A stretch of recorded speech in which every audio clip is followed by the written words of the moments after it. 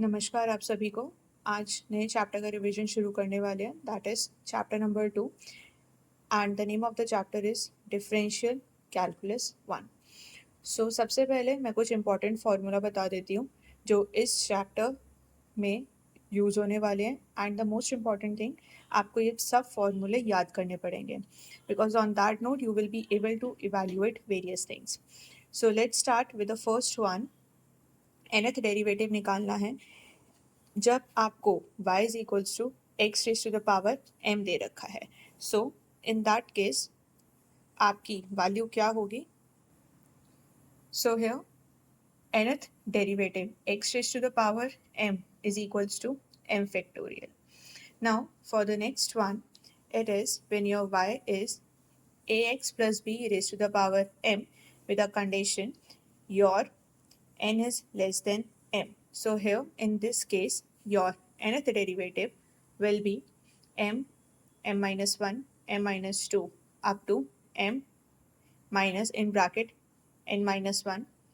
Here we have ax plus b raised to the power m minus n, then we have a raised to the power n. Now here this formula is applicable only when your n is less than m.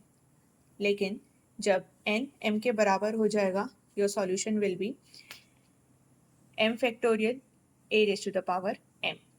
Now for the next one we have y is equals to 1 by ax plus b. अब यहाँ पे एक चीज़ notice करना कि यहाँ पे ये a b जो लिखा आ रहा है इन दिस फार्मूला यहाँ पर कोई भी रियल नंबर मेंशन हो सकता है। सिंपली इफ़ अगर आपको ये फार्मूले याद रहेंगे तो डायरेक्टली a b की वैल्यू से कोई भी नंबर रिप्लेस हो जाएगा and your nth derivative will be this only which I have already written. So now here with this the condition is x should not be equals to minus b by a, because अगर ये equal हो जाएगा तो नीचे मेरा zero हो जाएगा and it will be infinity. So that is why इसके साथ ही कंडीशन यहाँ पे लिखी हुई है. So here nth derivative corresponding to y is equals to this is equals to minus 1 raised to the power n factorial a raised to the power n divided by ax plus b raised to the power n plus 1.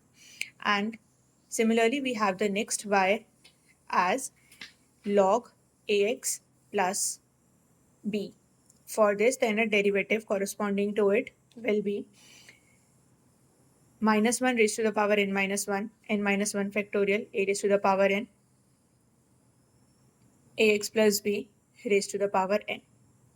Now here to remember both these formula corresponding to different y's, I'm going to tell you one trick is that whatever you have here minus 1 raised to the power n, so here what is the power उतना ही हमारा factorial आ रहा है और जो power है उससे एक just बड़ा नीचे n plus 1 आ रहा है और जितनी पावर यहाँ पे इसकी चल रही है उतनी a की पावर चल रही है. सो ये इसके लिए ट्रिक है और इसके लिए ट्रिक बता देती हूँ, जितनी -1 की पावर n minus 1 है उतना ही फैक्टोरियल है, ठीक है, और इससे एक बड़ा. दैट मीन्स आप यहाँ पे भी नोटिस कर सकते हो n था, n से एक बड़ा क्या होता है n plus 1. यहाँ पे n minus 1 से एक बड़ा कितना हो जाएगा n और a raised to the power n a raised to the power n दोनों में सेम है. तो एक ट्रिक होगी इन दोनों को याद रखने की, ठीक है. Moving on to the next formula. Here we have y is equals to a raised to the power mx. इसके correspondingly nth derivative होगा m raised to the power n a mx log a raised to the power n. ये थोड़ा आपको recall करना पड़ेगा.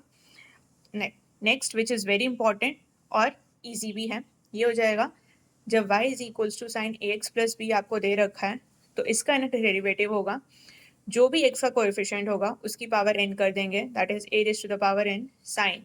Now ax plus b plus n pi by 2 हो जाएगा. Now इसी के कॉरस्पॉन्डिंगली एक और आता है that is y is equals to cos ax plus b. इसका याद करने का बड़ी सिंपल तरीका है, इन दोनों का nth डेरिवेटिव सेम है विद द डिफरेंस कि जब साइन की बात कर रखी है तो साइन आ रहा है और जब कॉस की बात कर रखी है तो कॉस आ रहा है, otherwise the formula and everything is being same. The other one we have as y is equals to e raised to the power ax sin bx plus c. So इसका याद रखने का तरीका ये है a square plus b square raised to the power n by 2. E raised to the power ax sin bx plus c plus n tan inverse b by a. That is, अब यहाँ पर इसके कॉरस्पॉन्डिंगली एक और form आ जाती है जब sine cos के साथ रिप्लेस हो जाएगा. सेम नोट, अगेन फॉर्मूले सेम है. जब साइन की बात कर रखी है तो साइन आएगा और कॉस की बात कर रखी है तो कॉस आएगा. इसमें बस एक वेरिएशन जो आपको ध्यान रखना है, एक ये वाली चीज, that is a square plus b square raise to the power n by 2. दोनों के अंदर e raise to the power a x same है और अंदर का कंपोनेंट भी हमारा सेम है. ठीक है, तो ये इन दोनों का ऑलमोस्ट सेम फॉर्मूला हो गया with the difference of sine and cos. Similarly इन दोनों का भी सेम हो गया with the difference of sine and cos. So इसके कॉरस्पॉन्डिंगली, इन फॉर्मूला के कॉरस्पॉन्डिंगली मैं एक क्वेश्चन बताना चाहूंगी so that everything will be clear to you and you can easily attempt your paper.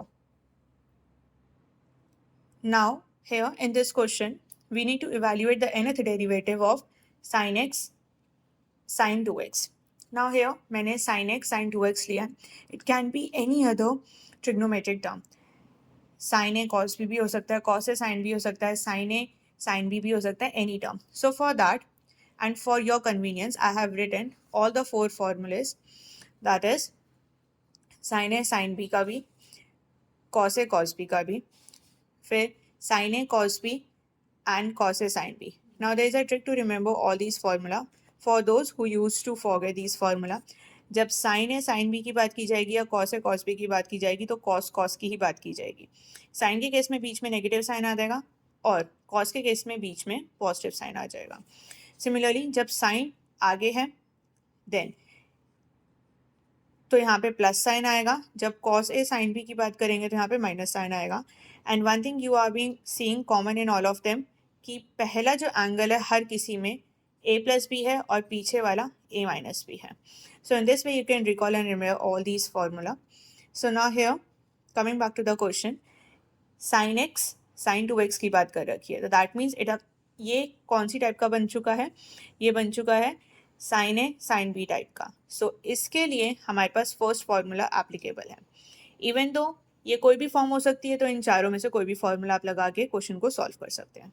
हमें पहले का नीड है तो हम इसके थ्रू क्वेश्चन को सॉल्व करेंगे. सो फर्दर मैंने इसको कंसिडर कर लिया है. The next step is simply to apply the formula. तो इससे क्या हो जाएगा, 1/2 cos x plus 2x minus cos x minus 2x. इसको सिंप्लीफाई करूंगी, कुछ ऐसा मिलेगा. यहाँ पे cos का एंगल नेगेटिव हो गया and we all know cos का एंगल जब भी नेगेटिव होता है तो नेगेटिव साइन उसके अंदर एब्जॉर्ब हो जाता है तो it will be a positive like this.